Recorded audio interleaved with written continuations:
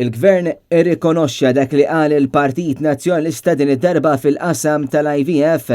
kif il-Ministru tas-Saħħa Chris Fern ħabbar li mediċina li tingħata l-IVF mis-sena d-dieħla se tibda tingħata b'xejn. Kien il-kap tal-Partit Nazzjonalista Bernard Grech li fit-22 ta' April li għadda kien wiegħed li l-proċess kollu tal-IVF inkluż il-mediċini jingħataw b'xejn minn Gvern Nazzjonalista. Partit Nazzjonalista fil-Gvern jagħti garanzija li l-koppji, il-persuni illi għandhom bżonn jagħmlu trattament tal-IVF irid ikollhom tassew kull għajnuna biex dak it-trattament ikun bla ħlas ħalli anke huma jaslu biex ikollhom it-tfal imma jkun verament bla ħlas. Madankollu din l-aħbar kienet ġiet redikolata mill-Partit Laburista tant li fl-aħbarijiet ta' 23 ta' April li għadda kienu għamlu rapport li biħaddew biżmien dak li kien qal il-kap tal-Partit Nazzjonalista.